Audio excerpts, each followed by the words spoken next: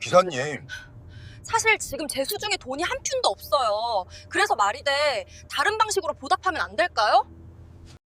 솔직히 고백하자면 그 운명의 밤, 저는 절대 그 여자의 차문을 열어주지 말았어야 했습니다.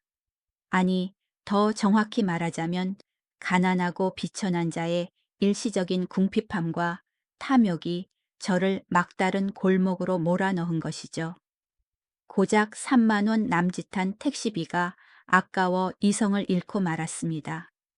그때는 그 말도 안 되고 싸구려 같은 제안 뒤에 제 인생의 마지막을 영원히 바꿔놓을 비극적이고 가슴 찢어지는 사건들이 기다리고 있을 줄은 상상조차 못했습니다. 저는 박도윤, 올해 67입니다. 이 항구 도시 부산에서 30년 동안 운전대를 잡은 늙은 택시 기사죠. 오늘 저는 이 공간을 빌려 그 눈보라 치던 새벽의 일을 낱낱이 고백하려 합니다. 죽을 날만 기다리며 하루하루를 버티던 늙은 호라비와 몸으로 빚을 갚겠다고 제안한 미스터리한 젊은 여자의 기묘한 만남에 대한 이야기입니다. 혹시 듣고 계신다면 잠시만 귀 기울여 주십시오. 앞으로 이어질 이야기는 인간의 삶이 얼마나 가혹할 수 있는지 보여주며 여러분의 눈시울을 붉히게 할지도 모릅니다. 그날 밤 부산은 보기 드문 폭설에 잠겨 있었습니다. 새벽 3시 부산역 광장은 쥐 죽은 듯 고요했고 지나가는 사람, 그림자조차 없었습니다. 움직이는 것이라고는 하염없이 쏟아지는 하얀 눈송이들과 저의 무거운 한숨뿐이었죠. 좁은 택시 안추위는 살갗뿐만 아니라 고독한 늙은이의 뼛속까지 파고들었습니다. 여보, 당신이 가고 나니 밤이 왜 이렇게 긴 거야? 대시보드에 붙은 사진 속에서 미소 짓는 아내를 바라보며 의미 없는 말을 중얼거렸습니다. 아내는 대답이 없었습니다. 그녀의 미소는 5년 전 지독한 췌장암이 그녀를 데려가기 전 봄날에 멈춰 있었죠. 사람들은 시간이 약이라고 하지만 환갑 넘은 노인에게 외로움은 매일 조금씩 저를 죽이는 독약과도 같았습니다. 지난 5년간 이 운전석은 저의 밥벌이 수단이자 집이었고 침대였습니다. 몸이나 좀 녹일까 해서 담배를 물려던 찰나 삐뚤빼뚤하게 쓴 메모지가 눈에 들어왔습니다. 오늘 목표 10만 원. 빨간색으로 동그라미 친 숫자가 마치 저를 비웃는 것 같았습니다. 미터기를 힐끗 보니 고작 6만 원이 찍혀 있었습니다. 가슴이 철렁 내려앉았습니다. 젠장 아직 4만 원이나 부족하잖아. 냉혹한 한국 사회에서 내일 아침까지 회사의 산납금, 산하틈을 입금하지 못하면 당장 차를 회수당할 판이었습니다. 이 택시는 제 두 다리이자 30년간 유일한 밥줄이었습니다. 이걸 잃으려면 박도윤이란 놈은 한강에 가서 뛰어내리는 수밖에 없습니다. 길게 담배 연기를 들이마시자 쓴 연기가 목구멍을 핥히었습니다. 밖에서는 와이퍼가 끽끽 소리를 내며 두껍게 쌓인 눈을 닦아내고 있었는데 그 소리가 마치 누군가의 원통한 울음소리처럼 처량하게 들렸습니다. 선바이저를 내리자 낡은 사진 한 장이 떨어졌습니다. 10년 전 에버랜드에서 저와 아내 그리고 딸 서연이가 함께 찍은 사진이었습니다. 그땐 참 행복하게 웃었는데 지금은 어떻습니까? 아내는 떠났고 딸마저 엄마 장례식 직후 연락을 끊어버렸습니다. 아빠, 다신 나 찾지 마. 우리 집에 지긋지긋한 가난. 나 이제 견딜 만큼 견뎠어. 엄마 진통제 맞을 병원비조차 해결 못하는 주제에 아빠가 무슨 자격으로 아버지 노릇을 하겠다는 거야. 서연이의 마지막 말이 5년 내내 제 가슴을 날카로운 칼처럼 후벼 팠습니다. 차라리 전화해서 욕이라도 해줬으면 좋으련만. 그 아이의 침묵은 가장 잔인한 형벌이었습니다. 가난하나 아비는 자식에게 사랑받을 권리조차 없는 걸까요? 차 안에 냉기는 히터가 고장 나서가 아니라 제 자신의 수치심에서 뿜어져 나오는 한기였습니다. 새벽 3시 20분. 부산역 광장은 여전히 텅 비어 있었습니다. 김서린 창문 너머로 깜빡이는 넌 쌓인 불빛이 마치 저를 조롱하는 듯 했습니다. 꼴 좀 봐라, 박도윤 늙어서도 쥐새끼처럼 숨어 사는 꼴이라니. 라디오에서는 프랭크 시나트라의 My Way가 흘러나왔습니다. I did it my way. 난 나만의 방식으로 살았네. 라는 가사를 듣는데 콧날이 시큰했습니다. 나만의 방식이라니 그저 하루하루 연명하려 발버둥친 처참한 삶일 뿐이지 않나. 제발 딱 한 명만 더. 어디든 좋으니 내일 산학금 낼 돈만 벌게 해주십시오. 저는 헛소리하듯 중얼거렸습니다.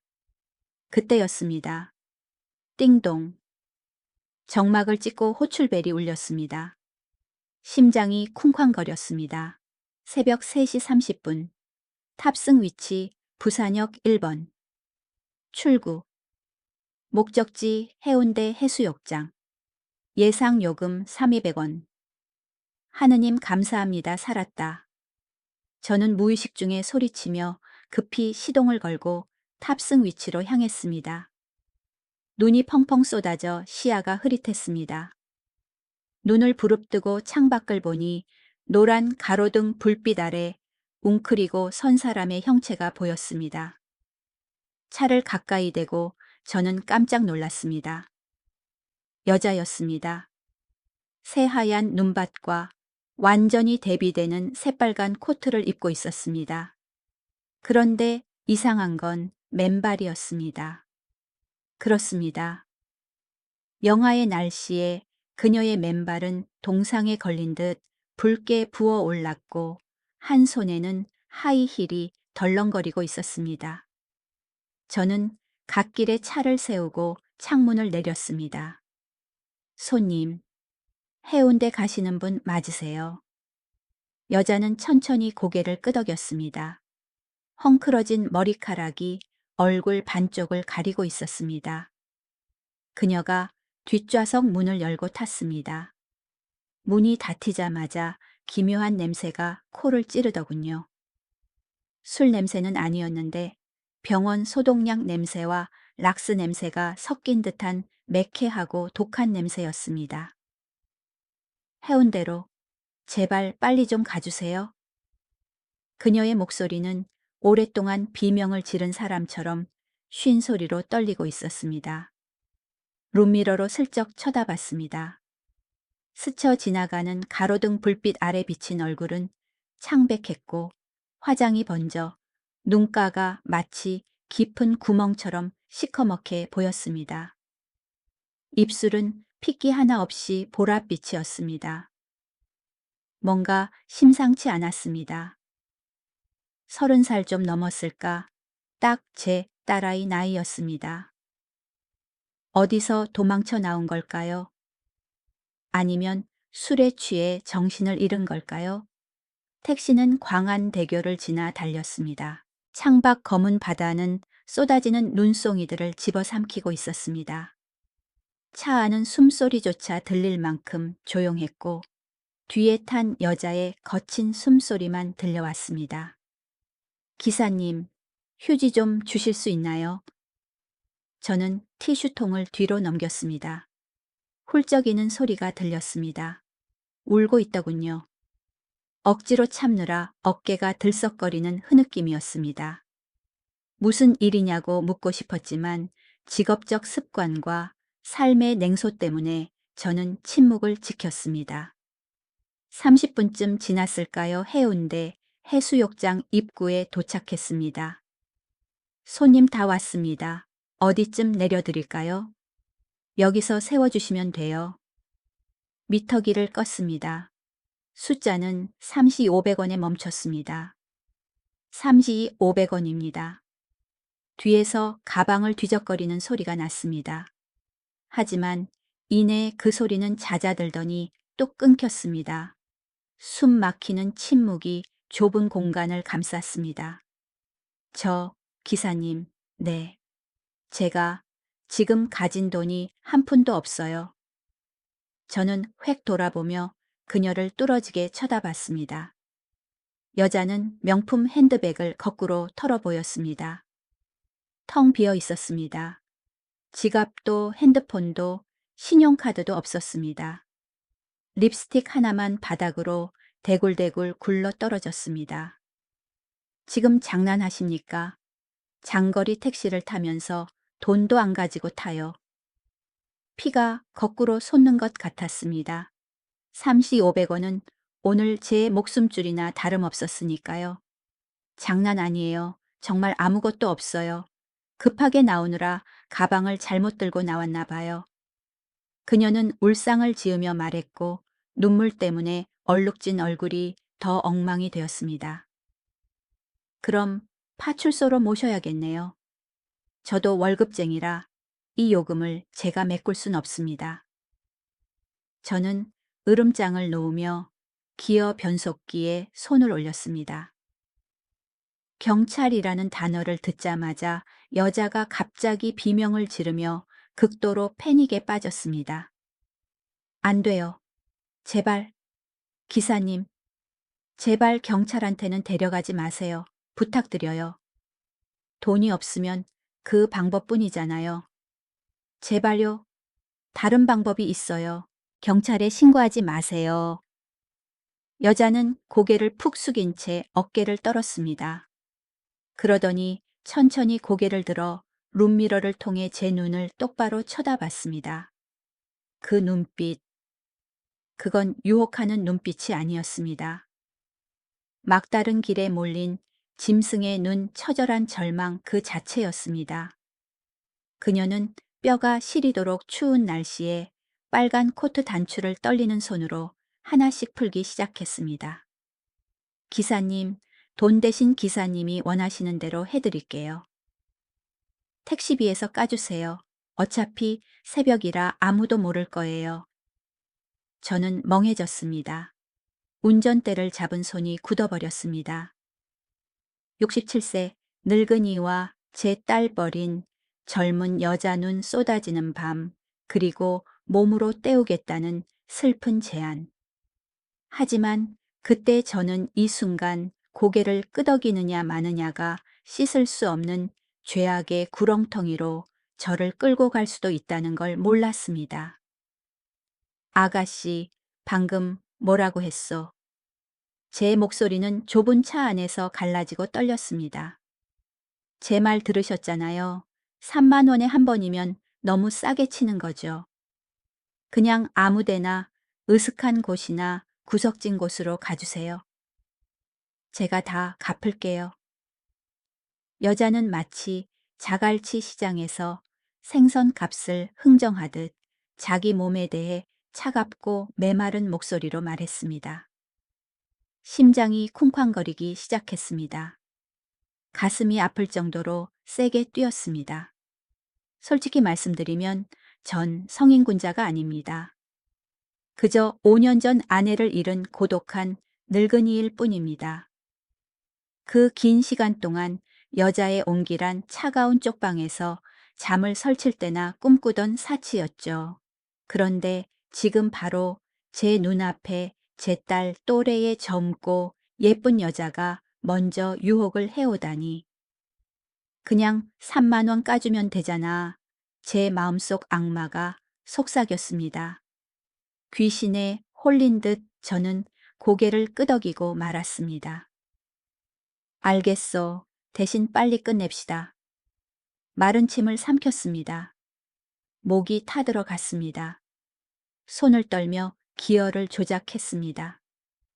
박도윤, 너 지금 무슨 짓을 하는 거야? 정신 차려. 이성이 비명을 질렀지만 제 손은 무의식적으로 해운대 근처 버려진 공사장 옆 어두운 골목길로 핸들을 꺾고 있었습니다.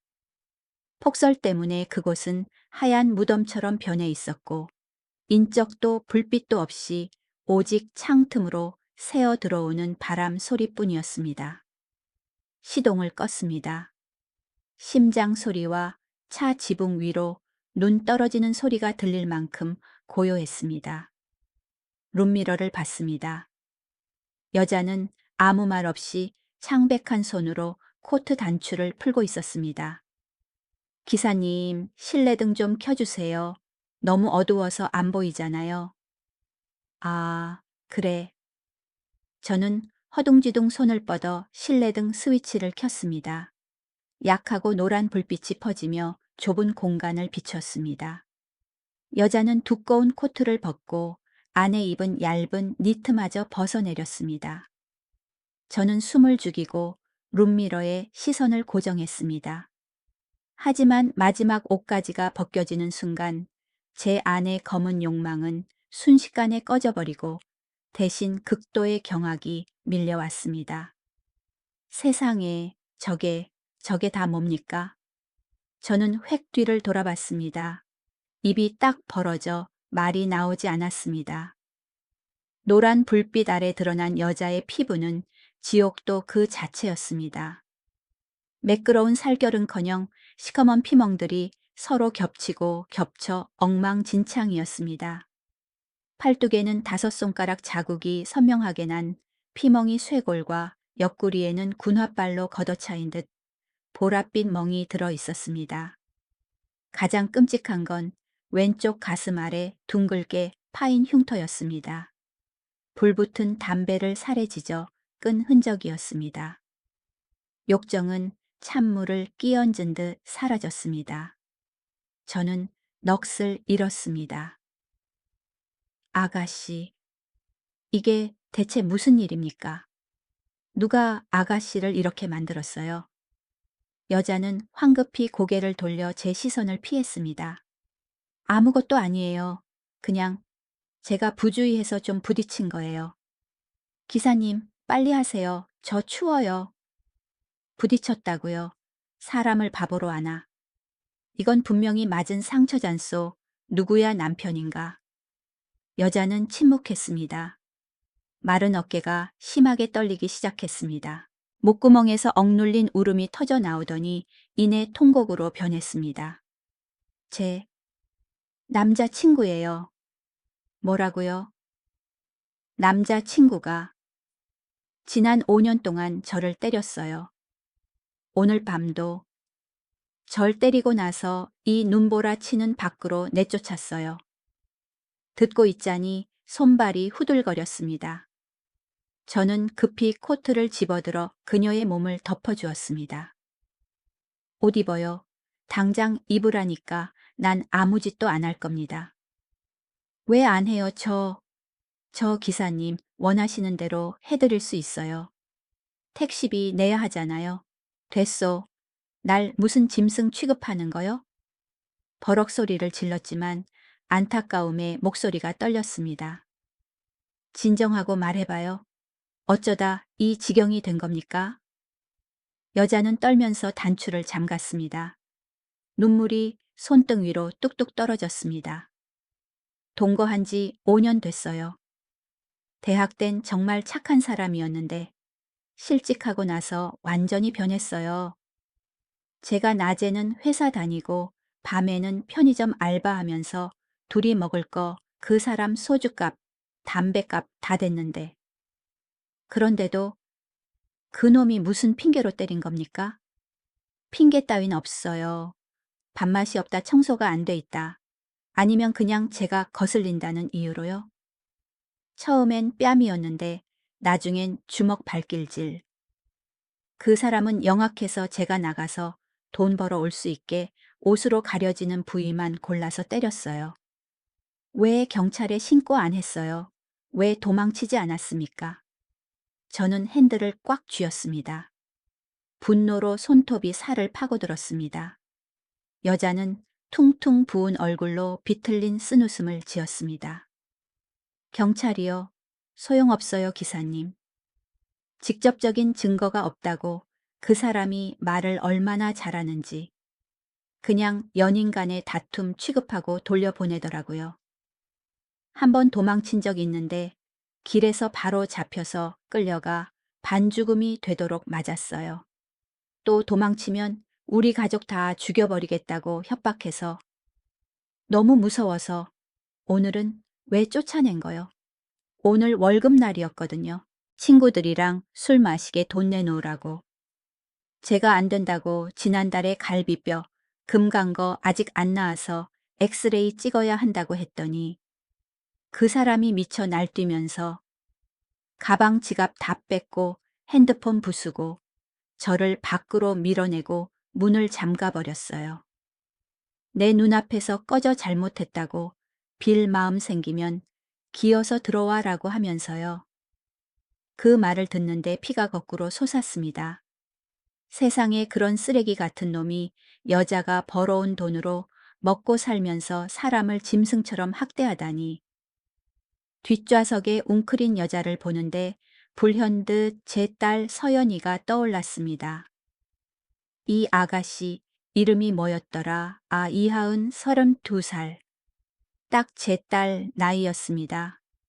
만약 내 딸이 어디선가 이런 개만도 못한 놈을 만나 고통받고 있다면 내 딸도 이 추운 겨울밤에 얻어맞고 쫓겨나 돈 한 푼 없이 갈 곳을 잃었다면 누군가 내 딸에게 손을 내밀어 줄까? 아니면 방금 전 나처럼 그 아이를 이용하려 들까? 거기까지 생각이 미치자 콧날이 시큰해졌습니다. 저는 안주머니에서 낡은 지갑을 꺼냈습니다. 거기엔 오늘 번 매출 6만 원과 내일 산납금으로 내려고 모아둔 6만 원이 들어 있었습니다. 합쳐서 12만 원. 이 돈을 그녀에게 주면 내일 아침 회사에 낼 돈이 없습니다. 30년 지기 친구이자 유일한 밥줄인 택시는 회수당할 겁니다. 67의 실직자 빈털터리가 되는 거죠. 하지만 제 눈앞에 이 여자는 차보다 더 귀한 걸 잃을 위기에 처해 있었습니다. 그건 목숨이자 인간으로서의 존엄이었습니다. 저는 지갑에 든 돈을 몽땅 꺼내 뒤돌아 여자 손에 쥐어주었습니다. 이거 받아요. 여자는 깜짝 놀라 손사래를 쳤습니다. 기사님, 뭐 하시는 거예요? 택시비는? 거스름돈 아니요. 이거 다 받아요. 12만 원입니다. 세상에 제가 어떻게 이렇게 큰 돈을 받아요? 받으라니까. 이거 가지고 가서 찜질방이라도 가서 따뜻하게 자요. 약 사서 상처에 바르고 뜨끈한 국밥이라도 한 그릇 사 먹어요. 내일날 밝으면 친구나 가족한테 연락해서 도움을 청하고요. 여자는 제 손에 들린 꼬깃꼬깃한 돈을 보며 다시 눈물을 쏟았습니다. 기사님, 저한테 다 주시면 기사님은 어떡해요? 난 늙었으니 걱정 마요. 내 딸도 아가씨 또래예요. 5년 전에 집 나가서 연락이 끊겼는데 만약 내 딸도 이런 막막한 상황에 처하면 하느님이 보호하사 누군가 따뜻한 밥 한 끼, 옷 한 벌 챙겨주길 바랄 뿐이요. 그냥 딸 같은 생각에 주는 아빠 용돈이라 생각하고 받아요. 여자는 엉엉 울며 차 바닥에 무릎을 꿇고 절을 하려 했습니다. 아이고, 왜 이러시오. 일어나요. 당장 앉아요. 저는 시동을 걸고 그 어두운 골목을 서둘러 빠져나왔습니다. 서면 쪽으로 태워다 줄게요. 거긴 24시간 찜질방도 많고 사람도 많으니 그 나쁜 놈도 함부로 못할 겁니다. 가는 내내 아무 말도 없었고 뒤에서 훌쩍이는 소리만 들렸습니다. 번화가에 도착해 차를 세웠습니다. 다 왔어요. 내리세요. 내 말 명심해요. 절대 그 지옥 같은 곳으로 다시 돌아가면 안 됩니다. 여자는 돈을 꽉 쥐고 차에서 내려 창문 너머로 90도로 허리를 굽혀 인사했습니다. 기사님, 성함이랑 연락처 좀 알려주시면 안 될까요? 나중에 꼭 찾아서 갚을게요. 저는 손을 저으며 지난 5년 중 가장 편안한 미소를 지어 보였습니다. 됐습니다. 아가씨가 잘 살고 행복해지는 게 갚는 거요. 다신 누구한테 맞고 살지 마요. 감사합니다. 정말 감사합니다. 여자가 돌아서서 인파 속으로 사라질 때까지 지켜보았습니다. 발걸음이 한결 씩씩해 보였습니다. 그녀가 완전히 안 보일 때쯤 저는 천천히 차를 몰았습니다. 차고지에 돌아와 지갑을 열어봤습니다. 텅 비어 있었습니다. 내일이면 분명 택시를 뺏기겠죠. 가뜩이나 힘든 인생 앞길이 더 막막해졌습니다. 하지만 이상하게도 그날 밤은 걱정도 후회도 없었습니다. 아내가 죽고 처음으로 가슴이 따뜻해지는 걸 느꼈습니다. 그날 밤 저는 꿈도 꾸지 않고 아주 깊은 잠을 잤습니다. 하지만 여러분, 제 이야기는 여기서 끝이 아닙니다. 그냥 좋은 일 한번 하고 끝난 거라면 굳이 이야기하지도 않았을 겁니다. 기적 아니 운명의 짓궂은 장난은 제가 인생 끝났다고 생각한 바로 다음 날 아침 시작되었습니다. 다음 날 아침 쪽방에 희미한 빛이 들기도 전에 휴대전화가 저승사자의 호출처럼 울려대며 저를 깨웠습니다. 택시회사 배차 관리자였습니다. 여보세요, 박 기사님. 오늘 산악금 마감일인 거 아시죠? 어떻게 하실 겁니까? 아, 김 과장님. 목이 잠겼습니다. 아, 네네, 하지 마시고요. 어제 시스템 확인해 보니까 왜 매출 보고가 안 돼 있어요? 도대체 어제 얼마 벌었습니까? 저, 죄송합니다만 6만 원밖에 못했습니다. 뭐라고요? 수화기 너머로 고함이 터져 나왔습니다. 규정상 하루 8만 원은 입금해야 하는데 6만 원. 그럼 나머지 돈은요? 설마 또 개인적으로 쓰신 건 아니죠? 급한 일이 있어서 제가 나중에 꼭 채워 넣겠습니다. 채우긴 뭘 채워요? 회사가 무슨 자선단체인 줄 아세요? 박 기사님, 원칙은 원칙입니다. 오늘 오전 10시까지 차 가지고 차고지로 오세요. 차 회수하고 계약 해지하겠습니다. 뚜. 전화가 끊겼습니다. 저는 검은 전화기를 든 채 멍하니 허공을 응시했습니다. 차량 회수. 이걸로 끝이구나. 어젯밤 12만 원 낯선 여자를 구한 그 돈 때문에 제 밥그릇을 제 손으로 깬 셈이 되었습니다. 아침 10시 무거운 발걸음으로 회사에 갔습니다. 30년간 손때 묻은 차 키를 떨리는 손으로 관리자의 차가운 손바닥 위에 올려놓았습니다. 오늘부터 나오실 필요 없습니다. 보증금은 미납금으로 처리하겠습니다. 그 말은 67 노인에게 사형 선고나 다름없었습니다. 저는 터덜터덜 차고지로 걸어가 3742번 택시를 찾았습니다.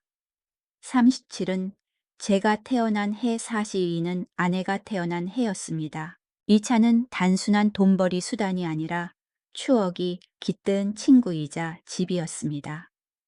차가운 보닛을 마지막으로 쓰다듬었습니다. 고생했다. 내가 못난 주인이라 미안해. 문을 열고 선바이저에 꽂힌 가족 사진과 룸미러에 걸린 빨간 부적을 챙겼습니다. 그게 제게 남은 전부였습니다. 불행은 혼자 오지 않는 법이죠. 다 쓰러져가는 반지하 방에 돌아오니 집주인이 허리에 손을 얹고 기다리고 있었습니다. 월세가 보름이나 밀려 있었거든요. 결과가 어땠냐고요? 그대로 쫓겨났습니다. 낡은 옷 가방 하나 달랑 들고 부산 외곽의 가장 싼 고시원 고치원으로 옮겨야 했습니다. 월세 20만 원짜리 방이었습니다. 방은 어찌나 좁은지 다리를 펴면 머리가 문에 닿고 발이 벽에 닿을 정도였습니다. 창문도 없고 햇빛도 안 들어오는 곰팡내 나는 곳. 좁은 침대에 웅크리고 누워 누렇게 얼룩진 낮은 천장을 바라봤습니다. 박도윤아, 내 67년 인생이 이렇게 비참하게 끝나는구나. 남은 재산이라곤 카드, 빚 300만 원과 굶주린 배뿐이었습니다. 아내 사진을 꺼내 어둠 속에서 속삭였습니다. 여보, 내가 잘한 거 맞지? 그 여자 도와주느라 다 잃었어. 나 바보 천치인가 봐.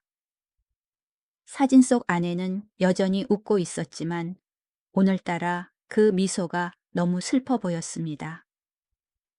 3일이 지났습니다. 통장 잔고는 딱 2만 3천 원. 편의점 컵라면으로 끼니를 때웠습니다. 낮에는 식당 설거지나 경비 일자리를 구하러 다녔지만 늙고 병색 완연한 저를 누가 써주겠습니까? 할아버지 가서 쉬세요. 자식들한테 효도나 받으시고. 라며 잡상인 쫓듯 쫓아냈습니다. 그날 오후 천장을 보며 모든 걸 포기하고 싶다는 생각이 들 때쯤 전화벨이 울렸습니다. 모르는 번호였습니다. 한참을 망설이다 전화를 받았습니다. 여보세요? 수화기 너머는 조용했습니다. 거친 숨소리만 들렸습니다. 여보세요? 누구세요? 그때 떨리고 메인 목소리가 늙은 제 심장을 뚫고 들어왔습니다. 아빠, 심장이 멎는 줄 알았습니다. 전화기를 떨어뜨릴 뻔했습니다. 이 목소리, 5년 만에 듣는 목소리. 꿈인가? 서연이니, 네, 아빠, 저예요. 뜨거운 눈물이 주름진 뺨을 타고 흘러내렸습니다. 서연아, 네가 정말 아빠한테 전화한 거니? 아빠, 미안해요. 내가 잘못했어요. 전화기 너머 딸아이가 엉엉 울음을 터뜨렸습니다. 갑자기 왜 전화를, 넌 아빠 원망하잖아. 아빠 택시 회사에서 차 뺏겼다면서요. 지금 고시원에 계신 거예요? 네가 그걸 어떻게 아니? 저는 너무 놀랐습니다. 아무한테도 말 안 했는데. 혜운 언니, 아빠가 그날 밤 구해준 언니가 저한테 연락했어요. 뭐라고? 제 귀를 의심했습니다. 이하운이라는 그 아가씨 말이야. 그 사람이 날 어떻게 알고. 그 언니, 저랑 대학 같은 과 선배예요, 아빠. 세상 참 좁죠. 알고 보니 사정은 이랬습니다. 그날 밤 혜운 씨는 찜질방에서 안정을 취한 뒤에도 마음씨 좋은 늙은 기사님 생각이 떠나질 않았답니다. 그러다 택시 대시보드에 붙어 있던 작은 스티커를 기억해냈습니다. 사랑하는 딸 서연이가 아빠 박도윤에게 드림, 안전 운행하세요. 10년 전 딸이 선물해준 스티커를 저는 보물처럼 붙이고 다녔거든요. 박서연이라는 이름과 제가 이야기하며 보여준 가족사진 속 얼굴을 보고 혜운 씨는 짐작이 갔던 겁니다. 대학 동문회와 택시조합을 수소문한 끝에 제가 바로 자기과 후배인 서연이의 아버지라는 사실을 확인했습니다. 아빠. 서연이 목소리가 감격에 겨워 떨렸습니다. 하은 언니가 다 얘기해 줬어요. 아빠가 언니 생명의 은인이라고. 택시비도 안 받고 산업금 낼 돈 12만 원까지 몽땅 털어주셨다고. 그 돈 때문에 아빠 밥줄 끊긴 거라고. 별거 아니다. 누구라도 내 상황이었으면 그랬을 거야. 아니에요. 아빠 언니가 그 돈 덕분에 죽지 않고 살았대요. 그 짐승 같은 남자 친구한테서 탈출했다고. 저한테 전화해서 얼마나 울었는지 몰라요. 아빠, 죄송해요.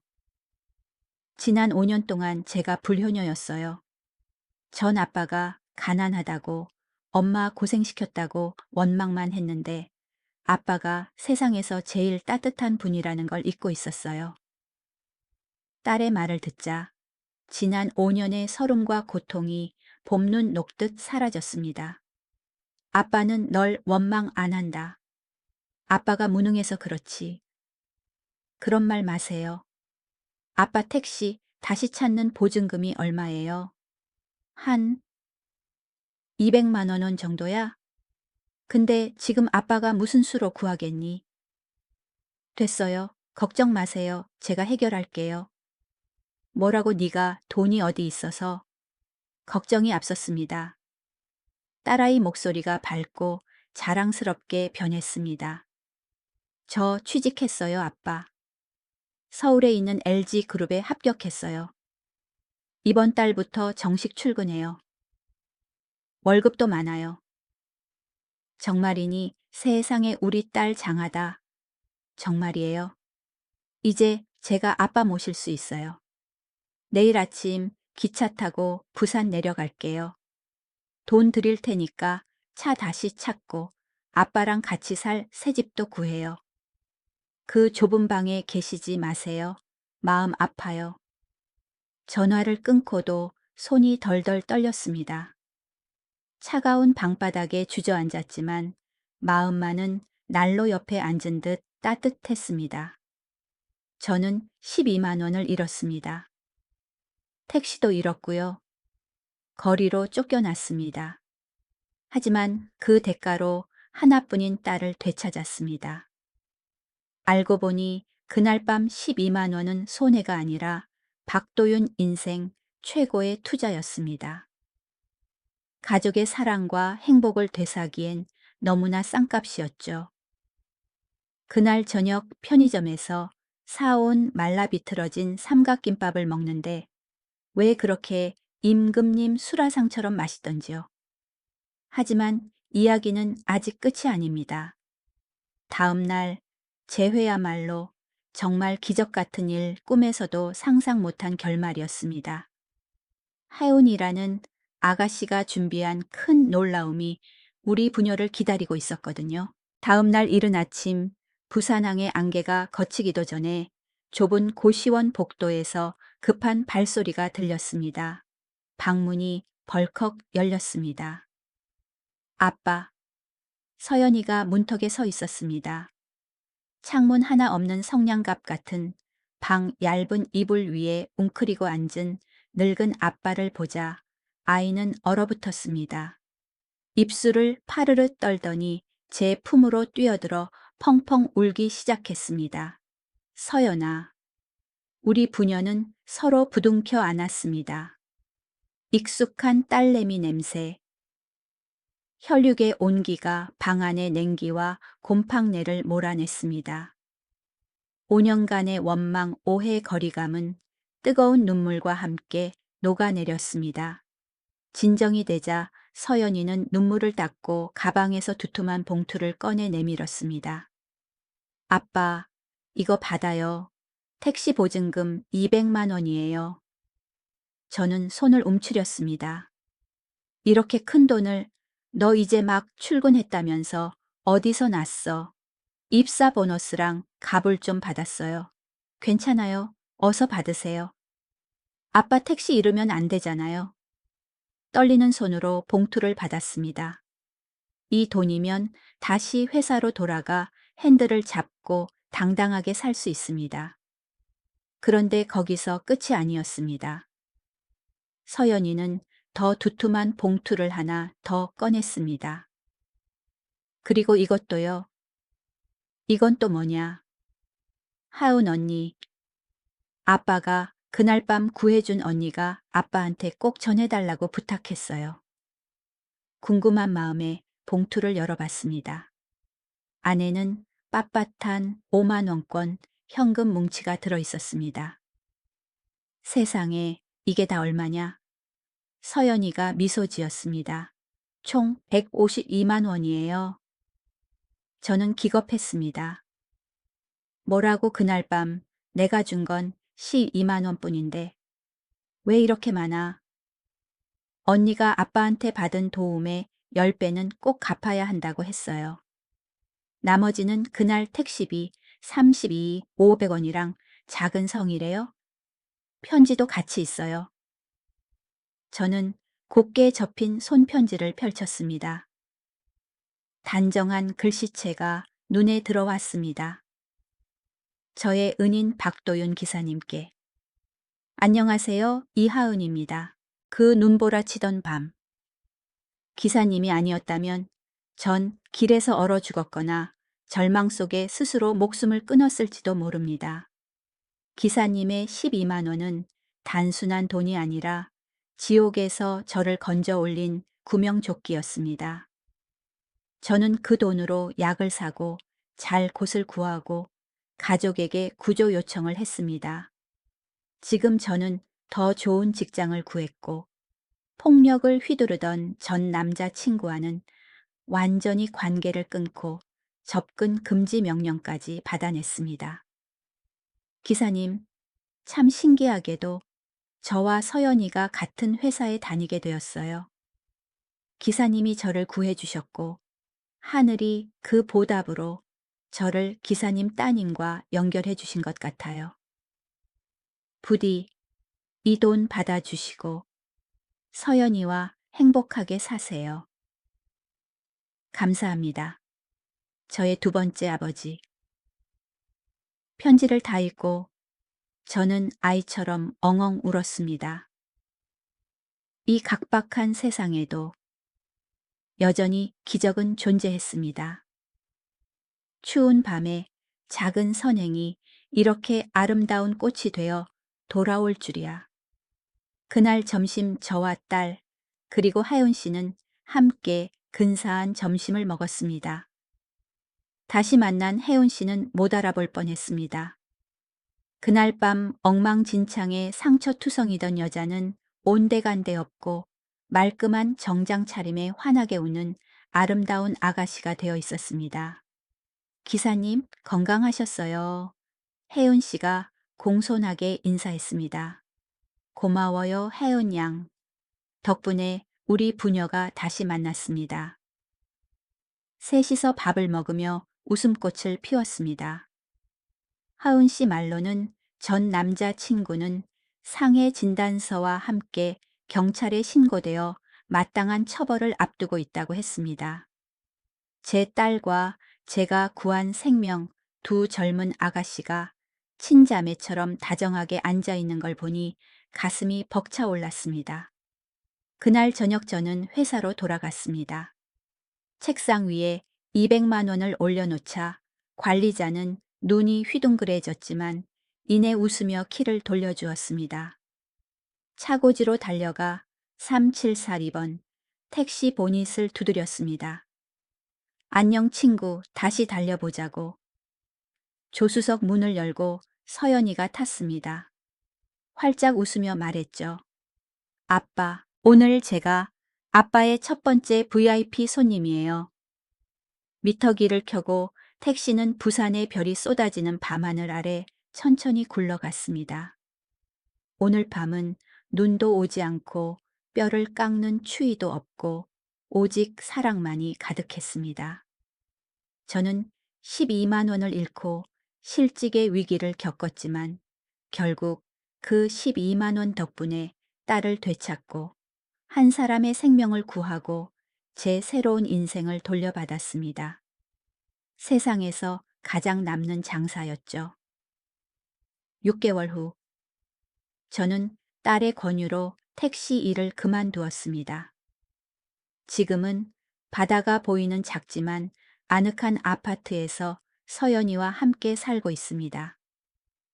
매일 해운대 해변을 산책하고 오후에는 노인복지관에서 친구들과 바둑을 둡니다. 딸이 퇴근하면 아빠가 끓인 따뜻한 국이 기다리고 있죠. 가끔 주말이면 혜운 씨가 놀러 오는데 이번엔 아주 선하고 착해 보이는 남자친구를 데려왔더군요. 그녀가 행복해하는 모습을 보니 저도 만족스럽습니다.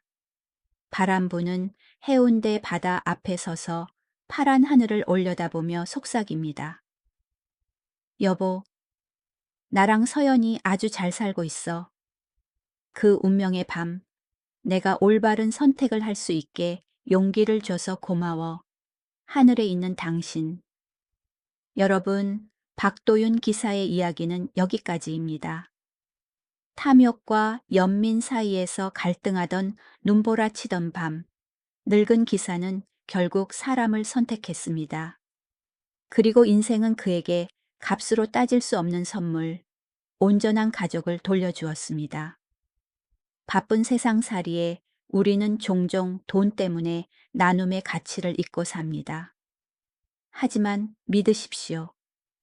친절은 절대 낭비가 아닙니다. 오늘 당신의 작은 행동이 누군가에게는 생명줄이 되고 먼 훗날 당신 자신에게 행복의 씨앗이 될지도 모릅니다. 오늘 이야기 어떠셨나요? 만약 여러분이 박 기사님이었다면 가진 돈 전부를 낯선 사람에게 줄 수 있었을까요? 댓글로 여러분의 생각을 나눠주세요. 구독과 좋아요, 알림 설정 눌러주시면 더 감동적이고 따뜻한 이야기로 찾아오겠습니다. 여러분의 응원이 제가 이야기를 계속하는 가장 큰 힘이 됩니다. 모두 평안하고 사랑 가득한 밤 되세요. 안녕히 계십시오.